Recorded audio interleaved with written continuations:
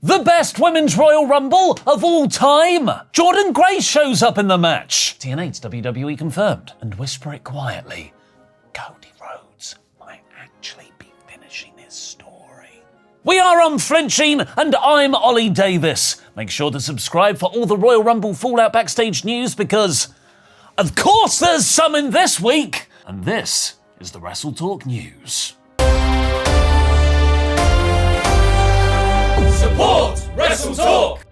With Crown Jewel 2023 still being the only Triple H premium live event with an actual kickoff match for the last year and a half, something I'm in favour of by the way, the pre-show mostly consisted of Peter Rosenberg running around backstage like it was an episode of MTV Cribs, and Triple H asking us if we were ready.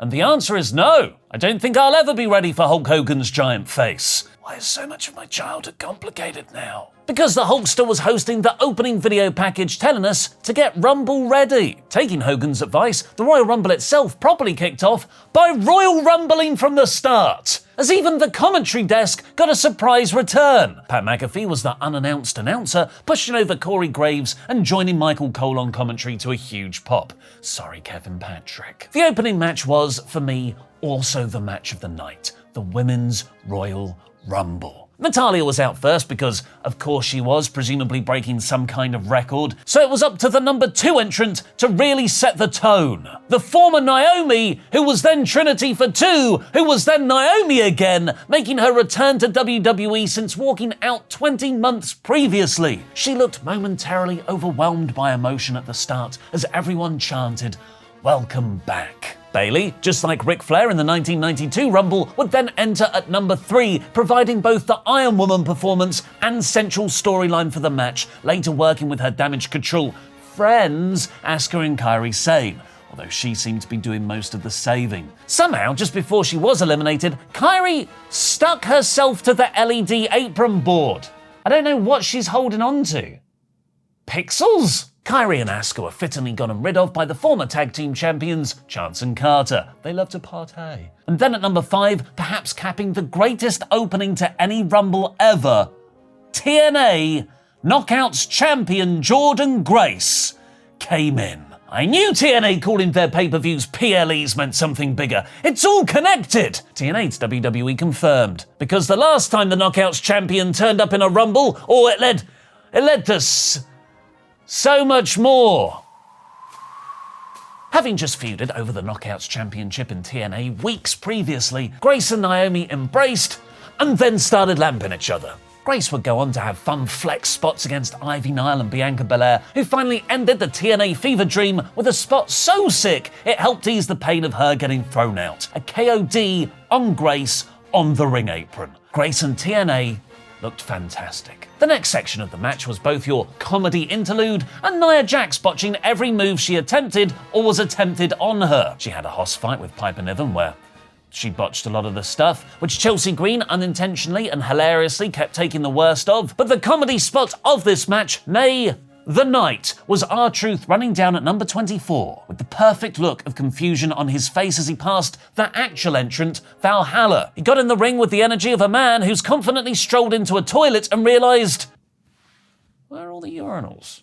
And then, why are there so many women on the floor? My only criticism is that Truth didn't then do this for every other match on the card, running down at points in the 4-way and Kevin Owens versus Logan Paul. He was one of Nia's increasingly unsafe 8 eliminations, the most in the match, a neat way of building her to fight Rhea Ripley at the next show, Elimination Chamber, Down Under. Jackson botched throwing out Shayna Baszler. She botched throwing out Piper Niven, but the brilliant number 28 entrant was going to throw her over the top rope no matter how much she deadweighted her. Jade Cargill, finally getting called up to the main roster from AEW, made her in-ring debut. In a great overarching piece of booking, everyone had struggled to get Jax onto their shoulders to attempt eliminations, even someone like Niven. So Cargill instantly hoisting Nia onto her shoulders, then muscling her up and over the top rope, even while Jack seemed to be doing everything in her power to botch that from happening, felt like an even more incredible feat of strength and a perfect way to instantly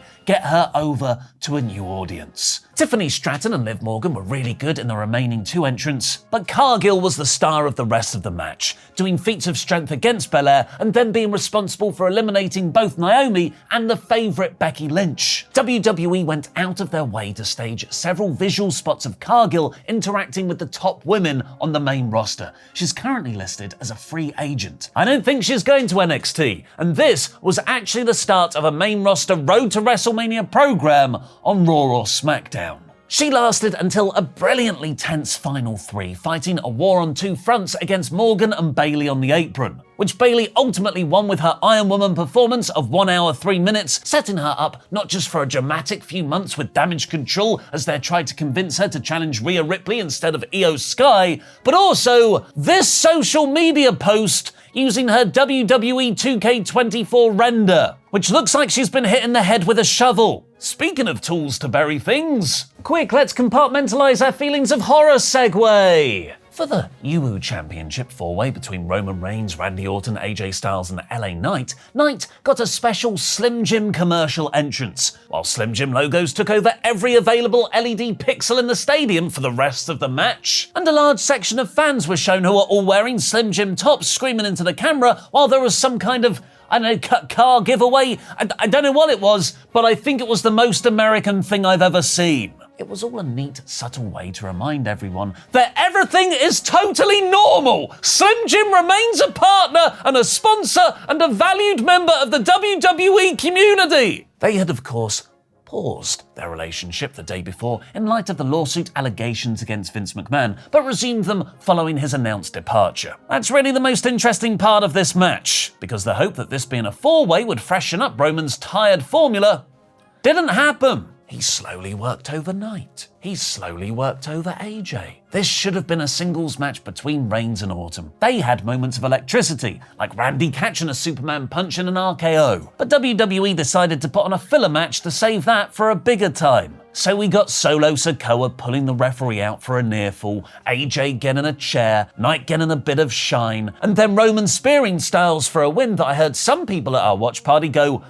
at least it was clean, forgetting Solo interfered. This was a fine match, but it could have been so much better and never did anything to shed its albatross of filler before Roman gets a proper feud again. Logan Paul defending his US title against Kevin Owens, however, was exactly what I wanted. A clash of styles. Owens was physical, Logan was annoyingly talented and athletic. Paul worked over KO's injured hand. Owens wouldn't stay down off the knockout punch, and they had a brilliantly smart finish that totally worked me. The same guy who helped Logan cheat before was caught by the referee this time. Thanks to Grayson Waller and Austin Theory's distractions, he was still able to get the brass knuckles to Paul, but KO wrestled them off him. Owens knocked Logan out. 1, 2, but then the referee held their count at the very last nanosecond when he saw the weapon on KO's fist. Owens should have concealed the knucks. Logan retained via DQ, so Owens powerbombed him through the commentary table to get the crowd cheering again. The show was main evented by the Men's Rumble match. Luke and I spent a lot of last week recording a super deep dive review of the 2014 Royal Rumble, part of our new Patreon exclusive series, tracking the breakup of the Shield.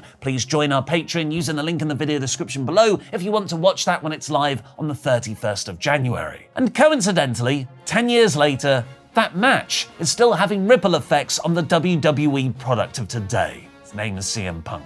But also because that 2014 show has lame Usos. You know, the Usos whose entire characters were them just saying their own name, like they're Pokemon. They even cut this painfully lame promo together where they say, only one of us can main event WrestleMania, and we're cool with that. What a difference a decade makes. Because starting off the Men's Rumble was the incredibly fleshed out character conflict of Jay and Jimmy Uso at numbers 1 and 2, respectively. After Jay left SmackDown in August so he wouldn't have to fight his brother, and now here they are in a match to determine the main event of a WrestleMania in Philadelphia, the city of brotherly love. And then at numbers 4 and 5, we got the awesome surprise entrance of a returning Andrade. With everything going on this week, I kind of forgot he'd even left AEW, and NXT's Carmelo Hayes. From there, though, the match got caught in a bit of mid-card traffic. Karrion Kross,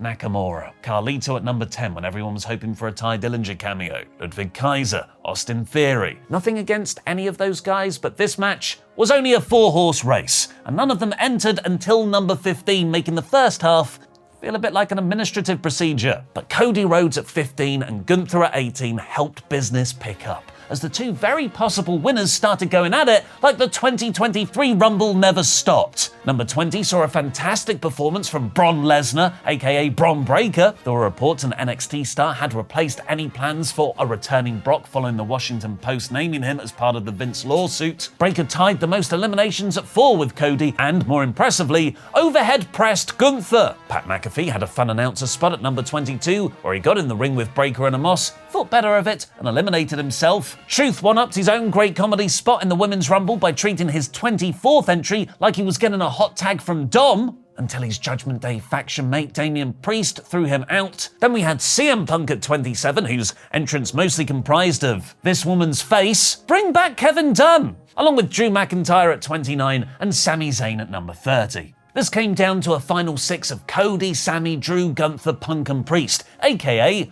Monday Night Raw, where the winner would probably go on to challenge for the title on SmackDown. You have the secondary title, Seth. Gunther, Cody, Drew, and Punk eventually staged the best fatal 4-way of the night, where Drew got cocky and started to trash talk Punk for Punk to throw him out. Then Cody pulled Gunther over the top rope. This could potentially be a years-long story of Cody always having Gunther's number in the Rumble. So we were left with that amazing segment on the Go Home Raw. Cody Rhodes versus CM Punk. For the second year in a row, Cody wrestled a mini-match at the end of the Rumble, going a full 8 minutes with just him and Punk. We got a Crossroads, we got a GTS, we even got a pedigree from Punk. You know what you're doing there. If only the crowd were more into it, because they're a little bit quiet.